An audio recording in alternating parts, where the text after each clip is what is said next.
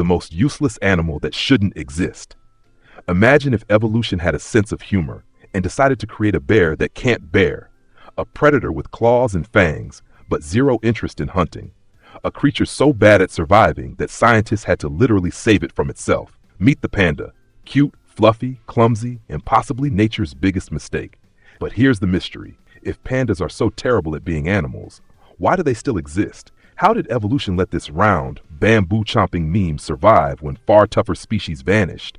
They can't fight, they barely reproduce, and their favorite food is poisonous. Yes, poisonous. Somehow, these cuddly goofballs found a way to eat toxic plants all day, poop 40 times, fall out of trees, and still keep going. But the real question isn't how they survive. It's why they even evolved to live this way in the first place. Because behind that adorable face hides one of evolution's strangest survival stories ever told. So how did a mighty carnivore become a lazy bamboo addict? The predator that forgot how to predator. Millions of years ago, pandas weren't cuddly vegetarians. They were killers. Their ancestors were bears, meat-eating, muscle-packed apex predators. Polar bears hunted seals, grizzlies devoured salmon, and pandas? They somehow looked at a bloody steak and said, "Nah, I'll take the salad." No one's entirely sure why that happened, but scientists think around 6 million years ago, pandas made one of the weirdest dietary U-turns in animal history. They went from tearing flesh to chewing bamboo, a plant that's low in nutrients, full of toxins, and basically the fast food of the forest, minus the food part. And to make it worse, their bodies never got the memo. They still have sharp claws, long canines, and a digestive system designed for meat. So to survive on bamboo, they need to eat constantly, up to 35 kilograms a day, just to stay alive. That's like a human eating 300 heads of lettuce daily. Why would evolution force a bear into this vegan nightmare? Well, scientists think bamboo was everywhere in ancient China, an all-you-can-eat buffet that no one else wanted. So pandas adapted to take it.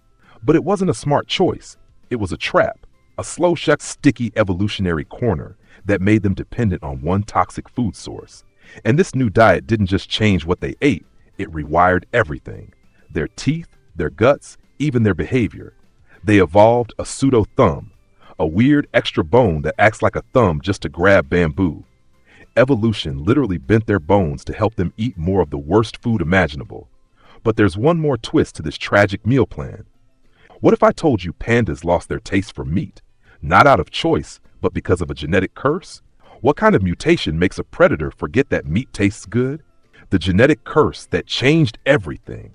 Remember that one friend who suddenly decides to go vegan and then can't stop talking about it? Well, pandas didn't just go vegan. They mutated vegan. Around 4 million years ago, something inside them broke. Specifically, a tiny gene called T1R1, the one that helps animals taste umami, the rich, meaty flavor that screams protein, calories, survival. For pandas, that gene simply stopped working. Their taste buds literally forgot what meat tastes like. So imagine being a bear who looks at a juicy steak and feels nothing. No excitement, no craving, just bland, flavorless disappointment. That's the panda's life. Once meat lost its appeal, bamboo became their destiny. And since it was everywhere in the forests of southern China, they didn't need to hunt or compete. Why fight for food when you can just sit, munch, and vibe? Except there was a catch. Bamboo isn't just low in nutrients, it's toxic. It's packed with cyanide, the same poison used in spy movies. Most animals can't survive eating it. But pandas, they casually chow down on up to 60 milligrams of cyanide per day, enough to kill a human without breaking a sweat. How? Their gut bacteria came to the rescue. Pandas host a special microbe called Pseudomonas fluorescens, which helps neutralize cyanide before it can harm them. Basically, their stomachs are tiny detox labs. And it gets even weirder. Their digestive system is still shaped like that of a carnivore. Short intestines, single stomach, meat-eater blueprint, but stuffed full of fiber and toxins. They can only digest about 20% of what they eat, so they spend up to 12 hours a day eating and poop 40 times daily. Yes, 40. It's a full-time job just to not starve. Their metabolism slowed down, their energy levels crashed, and their once powerful bear body turned into a sleepy bamboo vacuum.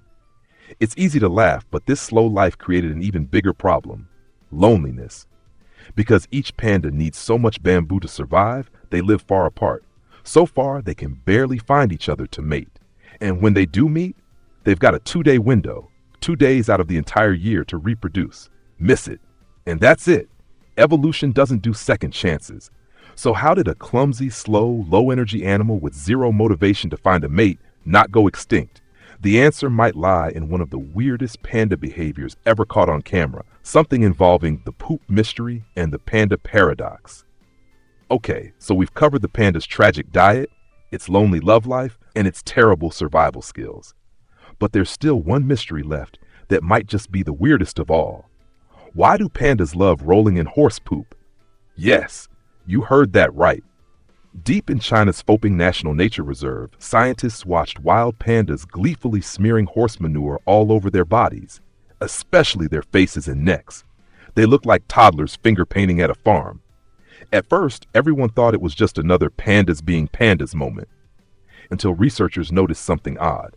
The poop parties happened mostly when the weather turned cold. So was it skincare? Camouflage? Panda perfume? Turns out it might actually be science. In the horse dung, scientists discovered compounds that numb cold receptors in the body, basically natural antifreeze. When pandas roll in it, it may dull their sense of cold, helping them survive freezing winters without hibernating like other bears. They literally cover themselves in poop to feel warm. It's both genius and horrifying at the same time. But not all experts are convinced.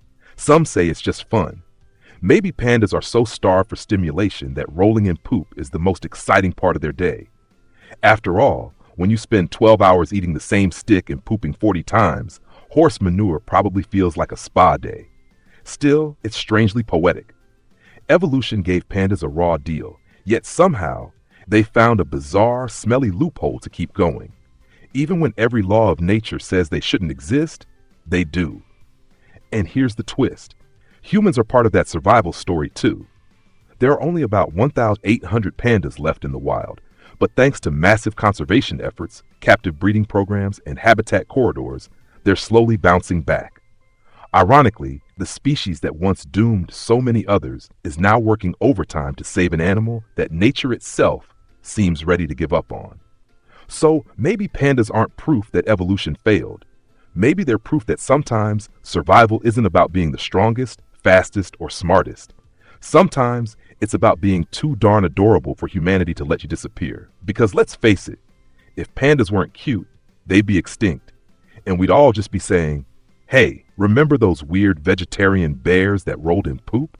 Maybe evolution didn't make a mistake with pandas. Maybe it made a comedian. A fuzzy reminder that nature isn't always efficient, but it sure knows how to entertain. So what do you think? Are pandas proof that evolution has a sense of humor? Or that humans just can't resist saving a lost cause? Let me know your thoughts in the comments below. If you enjoyed this wild story of nature's cutest disaster, give this video a thumbs up, share it with a friend who loves animals, and don't forget to subscribe to Zoo-amusement, where we explore the funniest, darkest, and most unbelievable corners of the animal kingdom. Because trust me, this isn't the last time evolution's going to make you say, wait, what?